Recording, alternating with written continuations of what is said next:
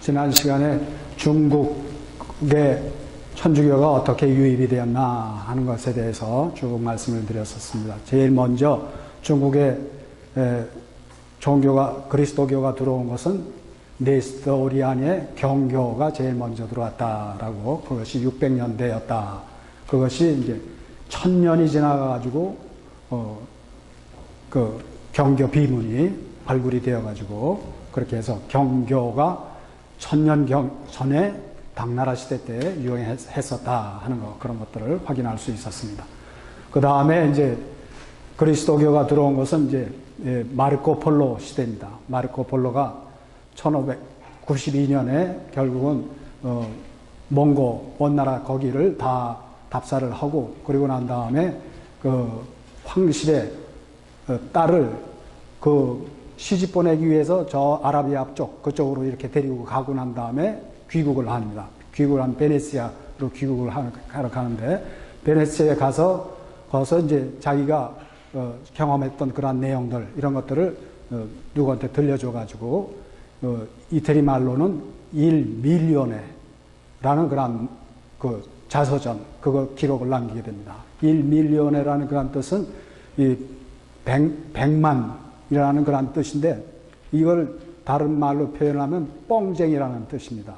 뭐든지 다 100만 이렇게 그냥 얘기를 하니까 야, 뻥쟁이로구나 이렇게 했는데, 실제적으로 다 경험하고 한 그런 내용들을 갖다가 그렇게 적어온 것이 이제 마르코 폴로의 동방경문록, 그것이 지금 우리나라에 다 번역되어서 그 다 나와 있습니다. 그렇게 되어 있는 거.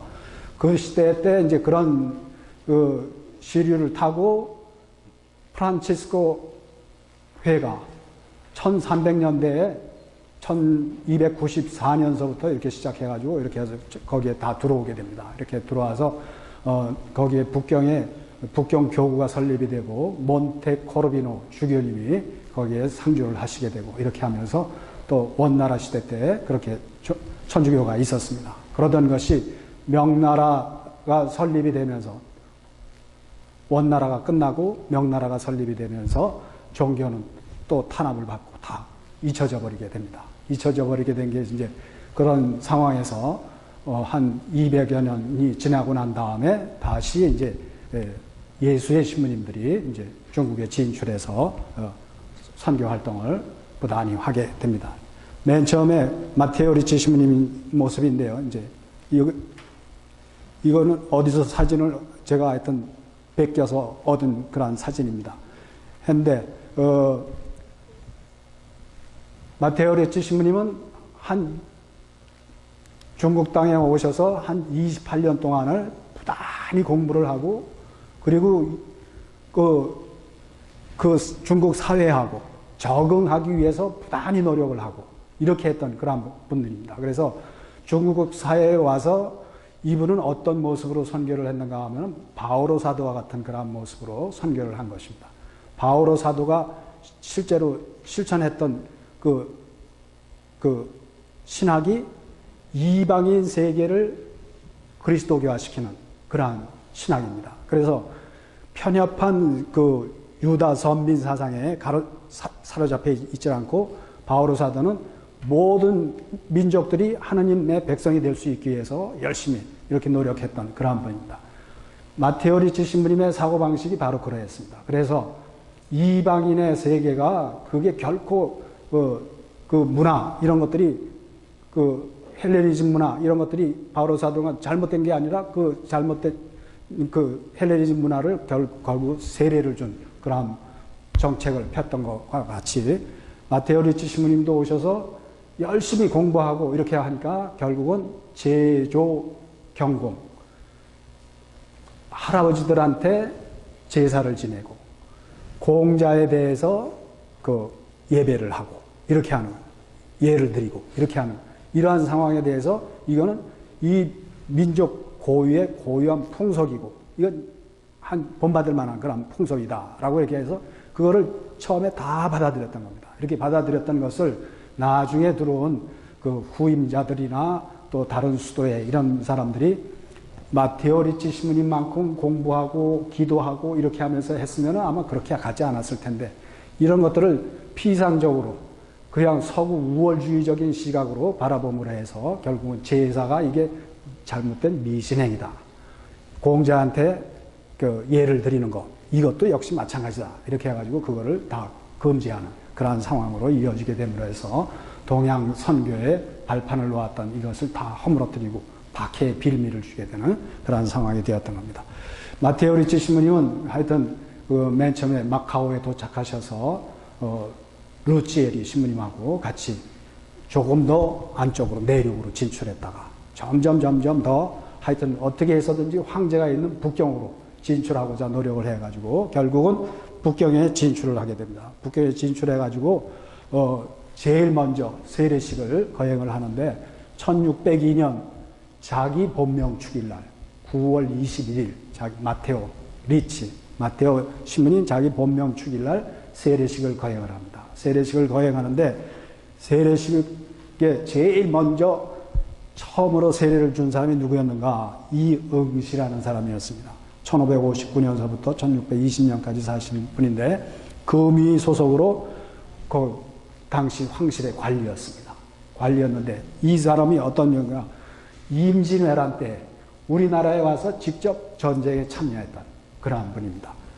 그 카피타노로서 이태리 말로 캡틴으로서 우리나라에 와가지고 500인 대장, 참모, 참군으로 이여성 부대, 명나라 역사에 나오는 이여성 부대 때 임진왜란에 참여해서 우리나라에서 전투에 참여하고 난 다음에 그 다음에 7년 전쟁이 끝나고 난 다음에 북경으로 귀환해 있었던 겁니다.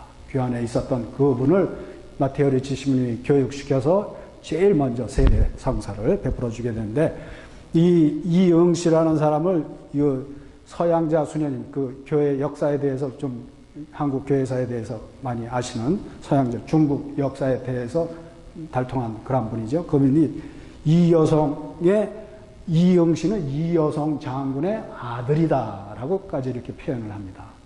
저는 정확하게 거기까지는 확인을 못했습니다만 하여튼 이여성 휘하의 부대원으로서 임진왜란 때 참여해가지고 한국에 대해서 그야말로 잘 알고 있는 그러한 상황에서 마테오 리치 신부님 때 세례 성사를 받는 겁니다. 그래서 이 한국의 사정에 대해서도 마테오 리치 신부님이 자기 자서전에 자주 이야기를 이렇게 하고 있는데 그래서 이 영씨라는 바오로 이 세례를 받은 이분으로부터 한국의 사정에 대해서 아마 자세히 잘 들어서 알고 있었을 것이다 라고 이렇게 봅니다.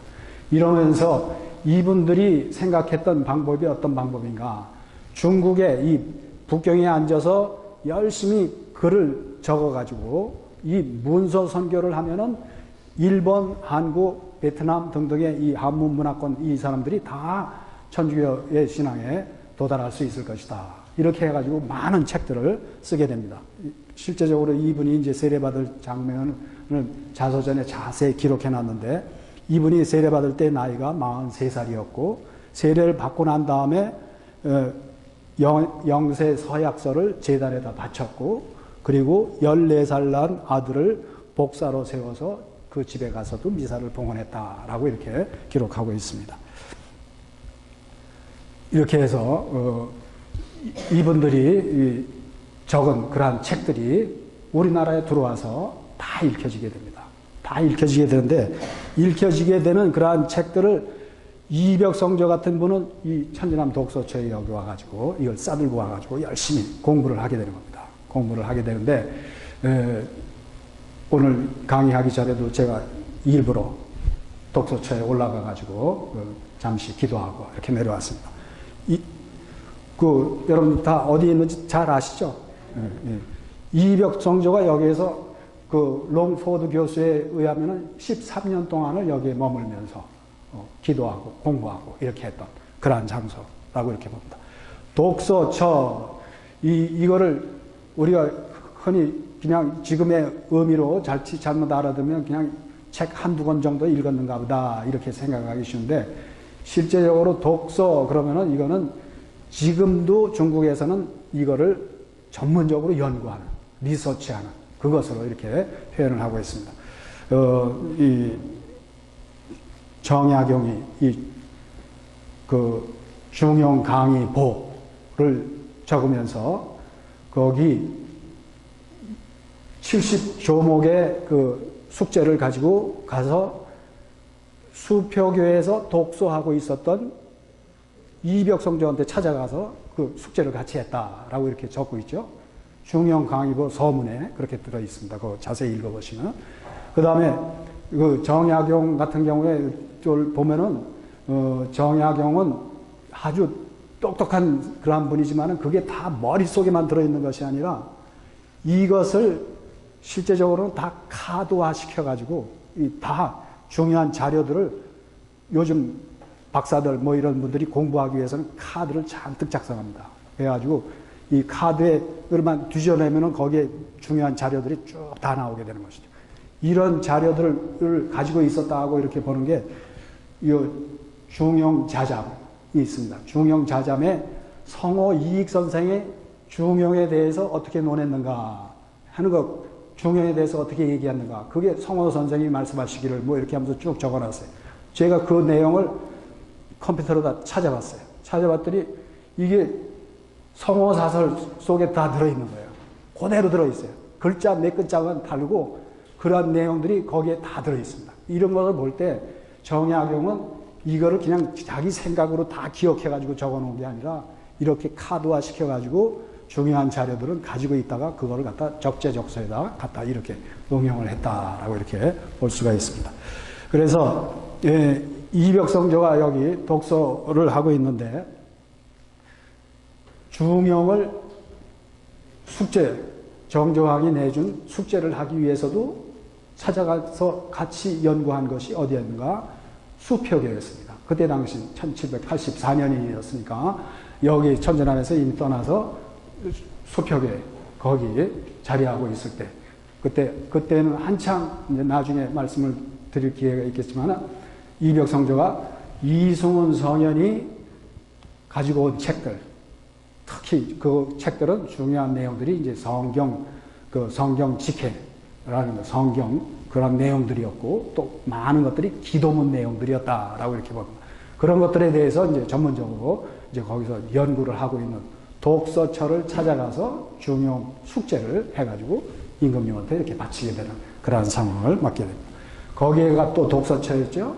그러니까 수표교도 역시 독서처가 있었던 것이었고, 그러니까 그 다음에 그 초정박제가라는 사람도 역시 내가 독서하던 것은 봉선사였다. 내가 어린 시절 공부하던 장소는 독서처가 거기에 있었다라고 이렇게 적고 있습니다. 정유각 집에 거기 나오고 있습니다. 나오고 있는데 그 초정박제가는 그래서 나중에 봉선사에서 아마도 이벽성조하고 같이 만나서 같이 공부를 하고 어린 시절 거기서 지내지 않았을까 이렇게 생각이 되는데, 이렇게 해서 초정박제가는 그 정파가 노론임에도 불구하고 나중에 이벽성조하고 하도 친분이 두터워가지고 이벽성조가 돌아가셨을 때 거기 와가지고 만사를 짓고 추도시를 짓고 이렇게 하는 그런 친구지간으로 되어서 이렇게 살아가고 있습니다. 이렇게 되는데 이 초정박제가는 누구의 제자인가? 담원 홍대영의 제자입니다.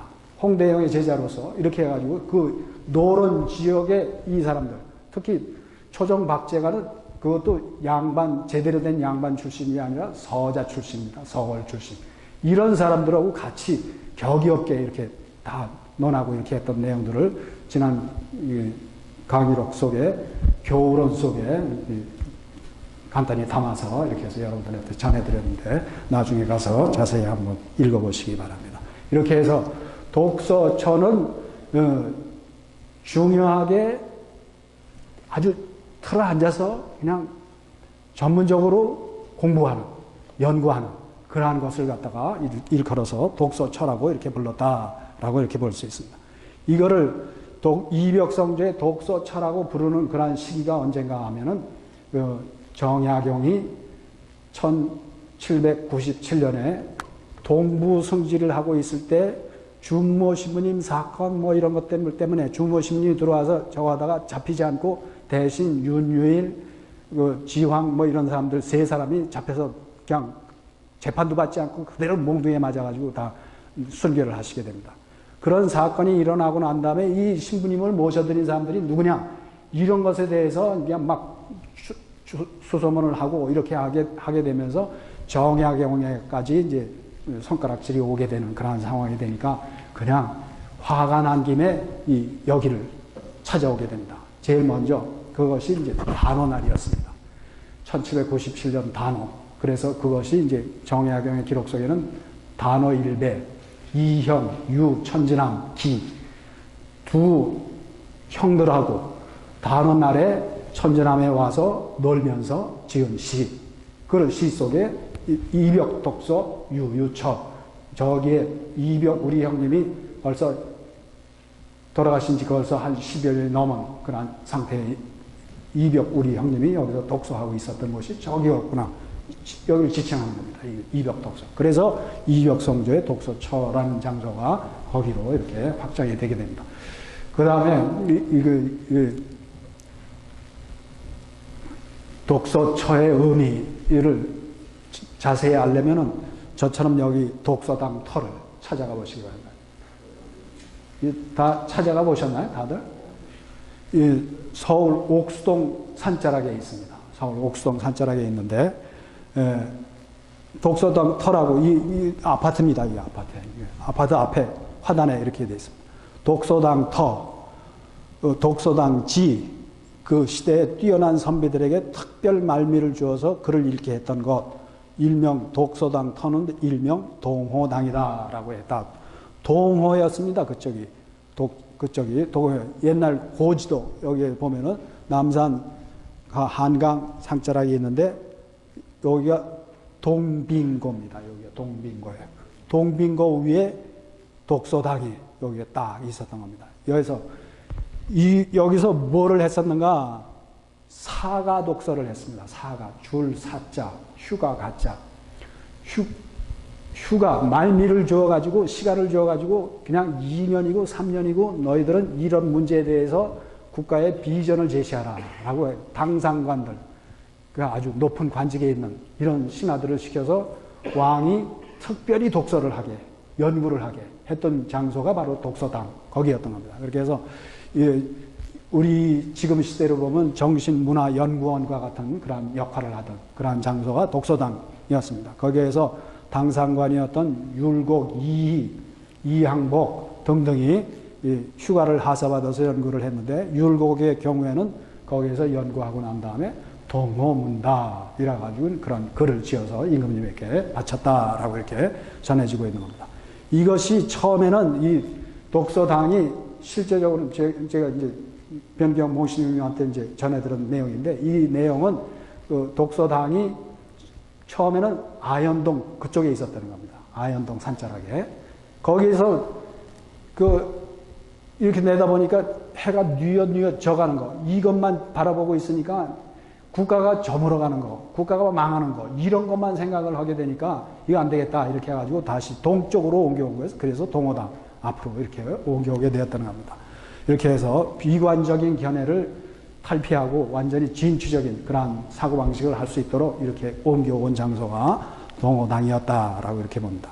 불교에서도 대개 대웅전이 있으면은 좌측에 거기에 독서실을 두고 전문적으로 거기서 연구를 하고 이렇게 하는 그런 관례가 있다고 이렇게 전해 들었습니다. 그래서 독서실에서 이렇게 연구를 하는 이런 분들이 바로 우리 신앙 선조들이었습니다. 이 신앙 선조들이 여기서 공부하고 있는 그런 내용들을 언제부터 했는가? 이 내용이 우리 세 번째 신부님들부터 배운 말레이시아 빼낭신학교 역사 교과서에 들어 있습니다. 언제부터 했는가? 1770년부터. 1770년부터 롱포드 교수는 그래서 1770년부터 1783년까지 그래서 13년 동안 여기에 머물면서 독서처에 머물면서 그렇게 하면서 공부를 했다라고 이렇게 표현하고 있는 겁니다. 이렇게 해서 여기에 이제 이덕조가 있고 그 이덕조는 벽이라는 별을 그 다음에 권철신이 있고 그 다음에 정약전이 있고 정약용이 있습니다.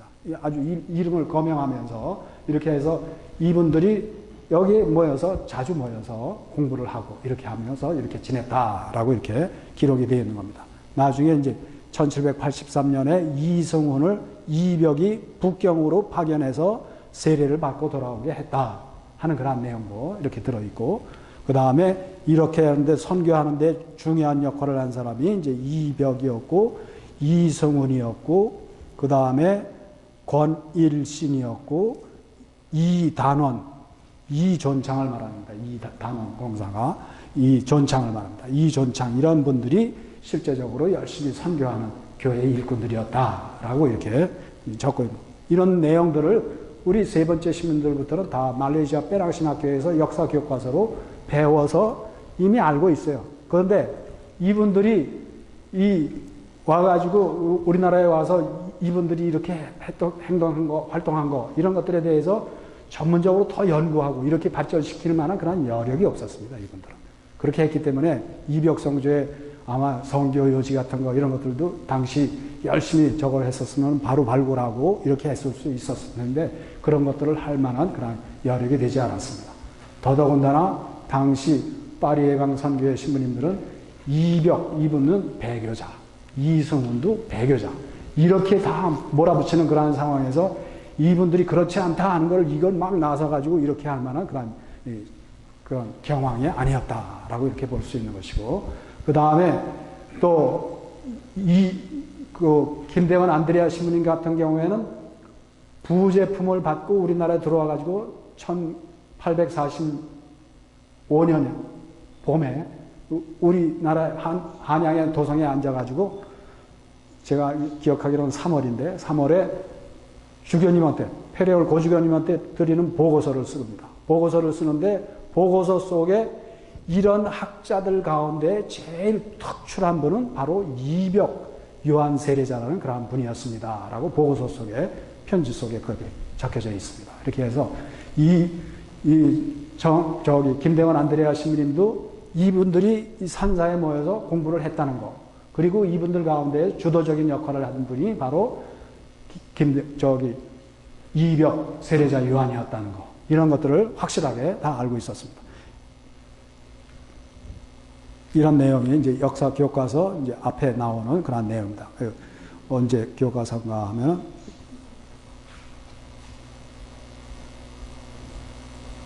여기 언제 왔나?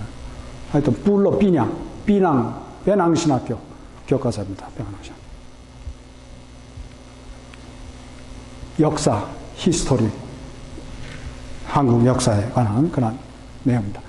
이렇게 해서 우리 이분들이 천전함에서 이제 강학을 했다라고 이렇게 보고 있는데, 단순히 강학이라는 것은 그냥 잠시 열흘씩, 며칠씩 이렇게 하는 그런 것이 강학이지만은 실제적으로 이분들은 자주 여기에 와가지고 공부하고 이렇게 했다라는 것을 이렇게 확인할 수가 있습니다. 어떤 상황이었는가? 도련님들 천진함에 좀 다녀오세요 라는 그런 심부름차 어린 시절부터 여기를 자주 드나들었던 그런 상황이었다라고 이렇게 볼 수 있습니다. 제가 지난번에도 말씀드렸지만 이벽 성조의 누님이 정약용을 실제적으로 육신을 거두어 줍니다.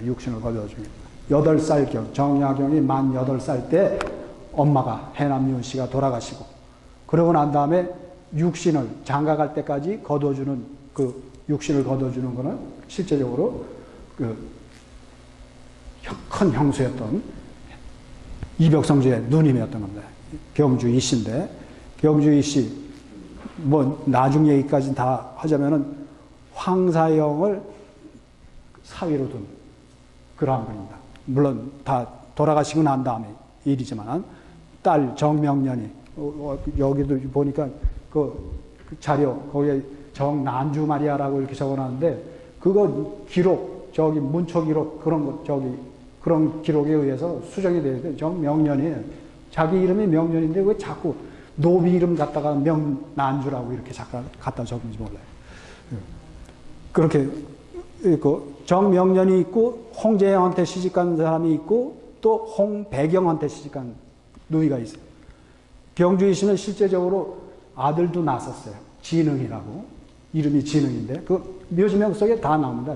공인 이씨 묘지명 그리고 정약현 형님 묘지명 그런 속에 보면 그런 내용들이 이 일가에 관한 그런 내용들이 드문드문 다 나옵니다.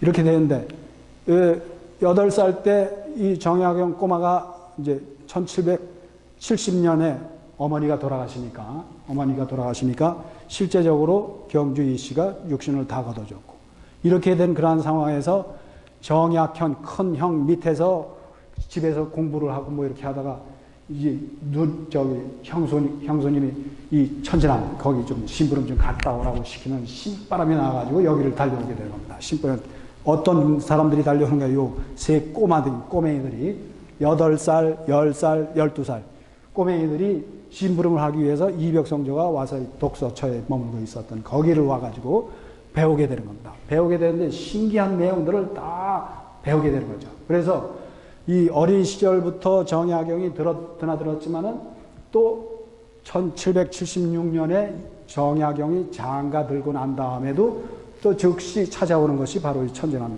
독서처였습니다. 거기에 와가지고 이벽 성조께 드립니다. 이벽 형님께 드립니다. 라고 해서 정이벽이라는 그런 시문을 짓게 됩니다.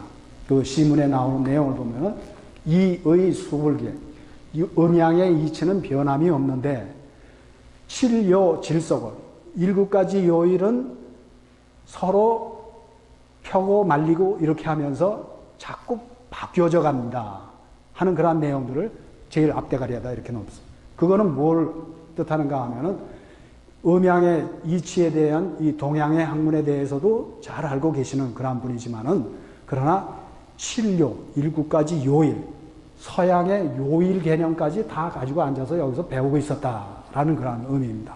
그래서 달력에 대해서도 이미 잘 알고 이렇게 하고 있는 형님은 대단한 분입니다 라고 칭송하는 그런 내용이 정이벽이라는 그런 글이었던 겁니다. 이렇게 해서 이분들이 1776년을 이제 제가 중요한 해로 이렇게 적었는데 미국 독립한 해요. 정조 임금님이 드디어 할아버지가 돌아가심으로 해서 영조 임금님이 돌아가심으로 해서 이제 왕으로 등극한 해요. 정약용이 장가들던 해가 1776년. 역사적으로 잘 기억해 놓으면 여러모로 그 시대 분위기를 잘 파악할 수 있는 그러한 내용입니다. 이렇게 해서 이분들이 천진암 독서처에 와서 배웠는데 주로 배운 내용들이 천학초암에 들어있는 그런 내용들이었습니다. 천학초암에 들어있는 내용들을 보면은 이 천학초암을 벌써 지봉 유설에 이수각이 소개를 하고 있고 성어 이익도 그 제자들과 더불어 아주 자세하게 많은 내용들을 다 읽음으로 이렇게 나오고 있습니다. 그래서 그들 가운데에서 수남 안정복 권일신의 장인이 되는 수남 안정복 계열은 신우담과 함께 벌써 갑진년에 1724년이라고 이렇게 적혀져 있습니다. 근데 실제적으로 제가 가만히 보면은 이거는 30년 후인 1754년. 진짜를, 갑년은 맞는데, 갑년은 4년이 항상 갑년입니다. 4는 갑년이에요. 갑년, 그건 맞는데, 진짜가 요거 신자고, 요거 구별이 잘 안 돼가지고, 그렇게 해서 잘못된 것으로 이렇게 합니다. 이분들이 벌써, 그러니까 적어도 1754년, 1750년대에 이 노감 권칠신 계열이 공부하기 전 벌써 한 20년을 앞서가지고 이런 모든 것들을 다 공부하고 조목조목 비판하고 반박하는 그런 내용들이 벌써 벽이편에 거기 서문 속에 벽이편 앞대가리에 자세하게 다 나오고 있습니다. 영원 여자까지 다 읽고 비판하고 이렇게 합니다. 그런데 이거를 공부하는 이거를 받아들이는 권철신의 노감 권철신의 계열들 이분들은 특히 이제 그 이벽성조의 도움을 받아서 이제 천주교 신앙으로 이렇게 발전시키는 그러한 계기를 마련하는 것이 이제 천진암 강화입니다. 천학초암 속에 2편 목록을 보면은 서학범, 당 경교 비부 기인 시편 교론 25원 천학시리 이 천학시리라고 했는데 이게 실제적으로는 천주시리를 옛 명칭으로는 천학시리라고 이렇게 불렀기 때문에 이렇게 들어 있습니다. 그래서 이 천학시리도 이제 정확하게 어떤 글을 적어 놓은 건가, 이게 이 천주시리가 출판되기 이전에 그 글이라고 이렇게 보는데, 그것에 대해서도 이제 정확하게 파악을 앞으로 연구를 해서 해야 됩니다. 변학, 유덕, 칠극, 영언여작, 직방외기 등등이 있습니다. 이 가운데에서도 제일 먼저 읽었던 책이 어떤 책이었겠는가? 직방외기라는 그런 책이었을 것이다. 이 직방외기를 읽음으로 해서 이 직방외기에 대해서는 그 천주교를 믿지 않는 사람들도 이걸 보고 깜짝 놀라게 되는 거예요. 이게 뭐냐면 마젤란이 세계 일주를 한 그 기록입니다. 이게 결국 이 지구가 5대양 6대주로 되어 있다. 이렇게 된 이런 내용들을 보니까 이 당시로서는 중국 주변의 국가 이것들만 알고 있었던 것인데, 그래서 이 중국의 직방사가 있어요. 직방사가는 그거는 그 내무부에 속하는 겁니다. 명칭이 내무부에 속하는 거예요. 그래서 직방사가 관장하는 나라들은 중국, 한국, 일본, 베트남 요 정도 이 나라들이 직방사 관할에 속한 나라들이에요. 그런데 직방외기라는 것은 그 관할 바깥의 이야기들, 그래서 5대양 6대지에 대한 이야기들, 그런 것들이 자세하게 들어있는 겁니다. 지도까지도 다 거기 들어있어요. 지도가 둥글게 되어 있고 거기에 뭐 이스라엘 나라 거기에까지도 이태리 자기가 마테오리치 신부님, 이건 직방외기는 줄리오 알레니 신부님이라는 이태리 신부님이 지은 책입니다만, 그러한 책을 읽으면서 이분들은 우리가 우물안 개구리식으로 살았구나, 이 지구라는 세계관에 우선 눈을 뜨게 됩니다. 그러면서 또한 동시에 직방외기 속에도 들어있고 다른 책들을 읽으면서 이 세상이라는 것은 하느님께서 이렇게 만들어 주시고 이렇게 한 우주관의 생명관에 눈을 뜨게 됩니다. 이렇게 해서 이런 것들을 받아들이면서 이제 그래서 이게 2편의 10편의 이 내용들이 당경교비부는 당경교비문에 적혀져 있는 그런 내용들하고 이 문헌들을 특히 이지조라는 그분이 이거를 어떻게 설명을 해놓은가, 이렇게 설명을 해놓은 그런 문헌이 거기 들어 있습니다. 그 다음에 기편, 이거는 과학기술에 관한 태서 수법, 기하 원본, 로우 코사인 탄젠트, 이 옛날 수학 원리들이에요. 그런 게 천문에 관한 거, 뭐 국어에 이거는 삼각 측량법인가 그런 것들에 관한 거, 이런 것들에 관한 것, 과학 기술 이런 것들을 이것까지도 다 꿰뚫고 앉아 있으니까 이벽성조가 특히 천문학에 아주 해박한 지식을 가지고 있어가지고 저기 서울에 있는 그 노론 계열의 이런 사람들도 이벽이라는 분이 그러는데 저 백두산 고도가 뭐 43도 뭐 어떻게 되고 한양 고도도 뭐 몇 도라고 그러고 이렇게 그런 것들을 얘기를 한다더라.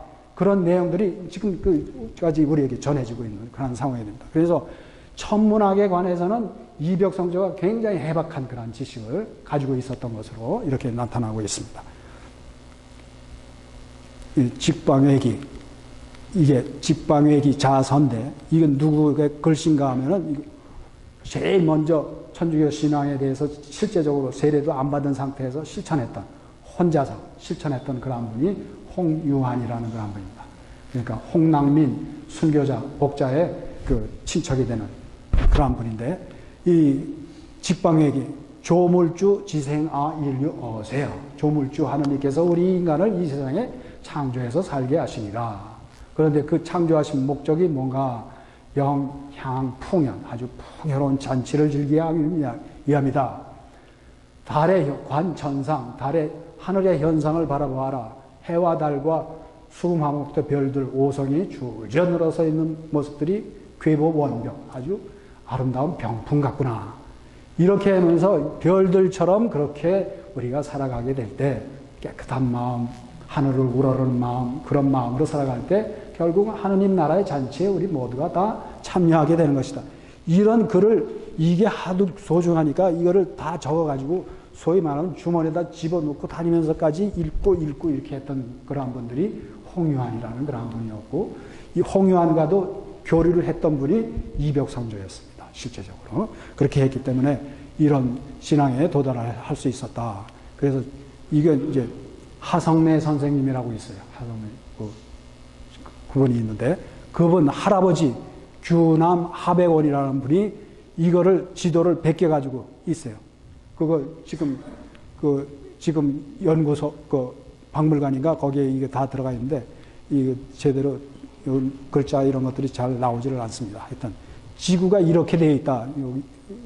여기가 조선이고 이게 일본이고 아마 그렇게 될 텐데, 그렇게 이런 것들을 다 우리 신앙 선조들은 그러니까 직방외기를 제일 먼저 읽었을 것이라고 이렇게 보고, 그 다음에 이렇게 자세하게 이런 것들에 대해서 공부하고 이렇게 한 분들이 과연 어떤 것을 우리에게 전해주고자 하는가, 그러면서 이제 천주시리 또 칠그 등등 이런 책들을 읽으면서 신앙의 결정에 도달을 하게 되었다라고 이렇게 볼 수 있습니다.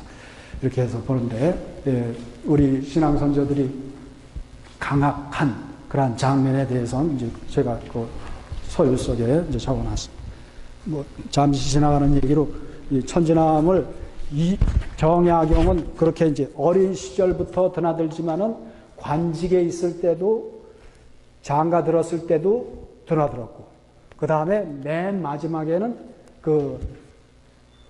나이 늙어가지고 60이 넘어가지고 65세인가 65세 때 아주 여기 와가지고 며칠을 또 머물고 갑니다. 그렇게 하면서 지은 시가 천진소요집이라고 이렇게 해가지고 아주 천진남에 와가지고 소요하면서 지은 시. 그러니까 굉장히 여러 편의 시를 그렇게 짓고 있습니다. 그러니까 정약용은 천진남을 평생 동안 드나든 거예요. 평생 동안 드나든. 항상 마음의 고향이고 정신의 고향 그것처럼 여기면서 이렇게 드나들었다. 이렇게. 그런데 그 앞에도 봤습니다만은 천진남 상풍이라는 그런 그 시가 있습니다. 초천사시사 중에 신문지 1권에 벌써 나오는데, 매주 화랑방이 이렇게 해서 해가지고 이렇게 나오는데, 그러면서 거기에다 이제 제목을 달기를 천진남 상풍 이렇게 제목을 달았습니다. 천진남의 가을 단풍은 상을 줘야 된다라는 그런 의미입니다. 그래서 이제 조금 있으면 단풍이 물들겠지만은 이때의 천진남은 굉장히 아름다운. 그 다음에 맨 처음에 지은 시에는 검단산, 그 이제 정약용의 맞이에서 마주 보는 강 건너 그 산이 검단산입니다. 검단산에는 꽃을 상을 줘야 된다. 상화라고 이렇게 맨 처음에 그렇게 지어놨고, 자기 앞에 놀던 남자주라는 섬, 쪽섬, 거기에 대해서도 시를 읽고 있고, 자기 이 주변에 대해서 시를 짓고 있는데, 천진남에도 자주 찾아오고 이렇게 하면서 천진남은 여러 계절 가운데에서도 특히 가을 단풍을 상을 줘야 된다라고 이렇게 적고 있습니다. 이렇게 해서 천진남 강학이 이제 이루어지게 되는데, 천진남 강학에 대해서 자세하게 기록을 남겨 있는 그런 내용들이 맨 처음에 나온 게 선중시 앞에 작은 형이라는 그런 뜻이죠. 앞에 작은 형, 가운데 형. 그래서 선중시 정약전 묘지명이 나오고 있고, 그 다음에 두 번째는 노감 권철신 묘지명이 그거 나오고 있고, 다블리주의 비만기가 나오고 있고, 이건 불어로 되어 있는 거고요. 그 다음에 권철신의 간찰. 권철신이 자기 학동들이 어떻게 되어 있다 하면서 홍유한하고 이렇게 주고받고 이렇게 한 그런 편지들, 이런 편지들 속에 이런 내용들이 나오게 된다. 나오게 되는데, 제일 중요한 내용은 그래서 이제 권철신의 묘지명이 이제 제일 중요한 내용이고, 다블리주의 비만기가 제일 중요한 내용이 됩니다. 그런데 강하게 관한 사료를 이제 두 번째 페이지에 보면 중간에 이렇게 되어 있습니다. 상어, 동월, 우거 주어사, 강학회자, 김원성, 권상학, 이청옥 등 수인 이렇게 되어 있습니다. 그래서 옛날 어느 겨울에 주어사에 우거하고 있을 때 이게 주어사에 잠시 머물고 있을 때 그때입니다. 우거 그러니까 강학을 했었는데 강학회자는 강학에 모인 사람들은 김원성 나중에 이제 천주교를 이제 배반하고 천주교에 대해서 비판하고 이렇게 하는 이런 분이 이제 김원성이고 또 다른 순교자 김원성이 이제 나중에 이제 달래 교회사 그런 것들을 보면서 찾아냈습니다. 요 옆에 병산리 거기에서 그 순교자의 무덤도 확인하고 했는데 그분은 성자가 원성의 성자가 별성이 아니라 성품 성자입니다. 성품 성자 순교자 그분이 있다는 걸 그걸 확인할 수 있었습니다. 이렇게 해서 강하게 모였던 사람이 이제 김원성은 실제적으로 이벽성 권철신의 제일 위에 누님이 시집 가서 낳은 딸을 이 사람한테 줍니다. 그렇게 해서 사위죠. 그러니까 사위가 되는 그런 상황이에요. 그런데 이렇게 자기 집안 상황에서도 이제 권철신에 대해서 이제 그냥 못마땅해 하고 이렇게 반대하는 자기 학문적으로는 그렇게 했던 사람이라고 그렇게 볼 수 있습니다. 그 다음에 권상학, 권일신의 아들이고요. 그 다음에 이청옥, 이건 단내 이기양의 아들. 이런 사람들이 이제 여기 가서 공부를 하고. 거기에 김원성, 이청옥, 갑수, 이런 그 권철신의 그때 당시 와서 권철신 문화생으로 공부하고 있었던 사람들이 이런 사람이었다라는 거예요. 그런 내용들이 나오고 있는 겁니다.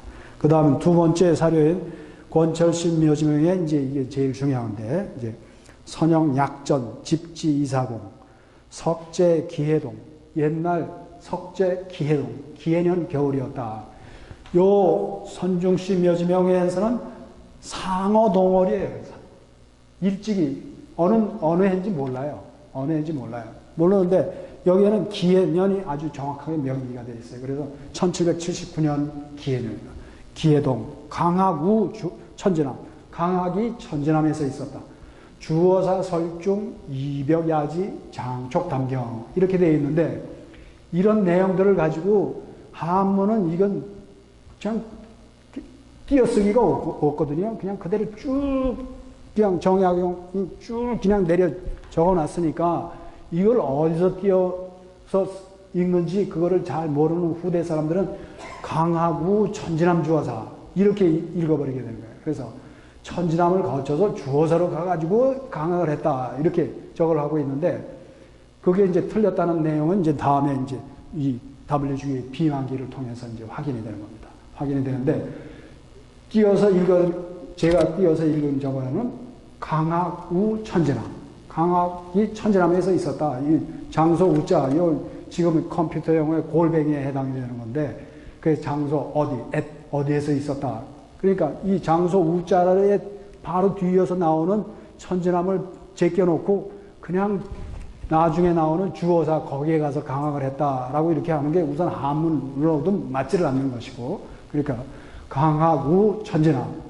주어사 설중. 주어사로부터 오는 길은 설중인데, 눈 오는 길인데, 이벽야지. 이벽이 밤중에 도착을 해가지고, 장쪽 담경, 촛불을 밝혀놓고 경서를 담론하면서 이렇게 하면서 했다. 강학을 했다. 이게 이제 골자이거든요. 근데 WG의 비만기 속에 보면은 이 두 절을 이야기를 하는데, 거기에선 두 절이라고 했지, 그냥 절 명칭은 또 거기에 기록을 안 해놨어요. 근데 거기에서 WG에서 결정적인 그런 단어는 RD et difficile라는 그런 단어입니다. 그 가는 길이 아주 가파르고 험한 그런 길이었다라고 이렇게 적고 있습니다. 어떻게 해서 가파르고 험한 길인가? 서울에서 찾아오는데 눈길이었고 백리길이었고 이렇게 된 그 길을 찾아오는데 서울에서 바로 천진남으로 들어오자면은 이거는 쉽게 찾아올 수 있는 길이에요. 길을 잃어버릴 필요도 없고 눈 감고도 찾아올 수 있는 그러한 길이에요. 여러분들이 다 차 타고 떠나드는 이 길이 평탄한 길이에요. 그런 길이 가파르고 험하다고 이렇게 도무지 표현할 수 없습니다. 그런데 이 WG는 이 찾아가는 길이 ardu et difficile라는 그런 단어를 써가지고 가파르고 험한 길이었다. 어떻게 해서 갔길래 그렇게 험한 길인가? 가는 길이 서울에서 하남시 거치고 광주시 거치고 대학자가 살고 있는 양평군을 거치고 그리고 지금도 여주군에 있는 주어사를 가자니까 가파르고 험할 수밖에 없는. 그런데 거기 가서 밤중 미리 한밤중 자정에 절간문을 열어보니까 찾는 사람은 아무도 스님들만 쿨쿨 자고 있으니까 그냥 보통 사람들 같았으면 그냥 실망하고 절망해서 그냥 대충 꾸려 잤겠지만은 바오로 사도의 열정을 지녔던 이력 성조 이분은 귀찮게 스님들을 다 깨워가지고 그 밤중에 이 산을 넘어오게 되는 겁니다. 넘어와가지고 강하게 참석했다. 이렇게 기록하고 있는 게 이제 WG의 비만기입니다. 요거를 받아가지고 그대로 적은 사람이 달레라는 신부님의 교회, 한국 교회사예요. 근데 거기에서는 이거를 제대로 받아가지고 그대로 갖다 옮겨놨으면 문제가 없을 텐데 이거를 각색을 해놨어요. 가다가 어떻게 했냐. 샤맹, 길을 잘못 들었다고. 그렇게 해가지고 바꿔놔버렸어요. 길을, 처음에 그 길을 잘못 들었다는 것도 잘못될 수가 없는 그 상황이 여기 천진항을 바로 오자면은 길을 잘못 들을 필요도 없어요, 실제적으로. 그런데 이 산을 넘어가면서 길을 잘못 들었다라고 이렇게 적고 있는 것이고, WG의 비만기로는 절을 잘못 알고 착각해서 찾아갔다라고 이렇게 기록하고 있는 겁니다. 그래서 처음에 찾아간 절을 권철신이 거기에 있으려니 하고 절을 착각해가지고 그 길을 먼저 찾아갔다는 그런 얘기입니다. 그렇게 가는 길이 아주 가파르고 험한, 힘들고 어렵게, 일부러 그렇게 갈 필요가 없는 길이었는데 그렇게 갔다는 것이죠. 그렇게 해서 허탕을 치고 넘어와서 강학에 참석을 했다. 이렇게 해서 천진항 강학이 정확하게 이렇게 이제 퍼즐 맞추기 식으로 요걸 하면은 요 권철신 묘지명하고 WG의 비만기록은 연대만 다를 뿐 실제적인 내용은 아주 똑 들어맞는 퍼즐에 정확하게 들어맞는 그런 내용이기 때문에 그래서 1779년에 강학이 천진함에서 있었다라고 이렇게 확정을 할 수 있게 되는 겁니다. 다음 시간에 또 말씀드리겠습니다.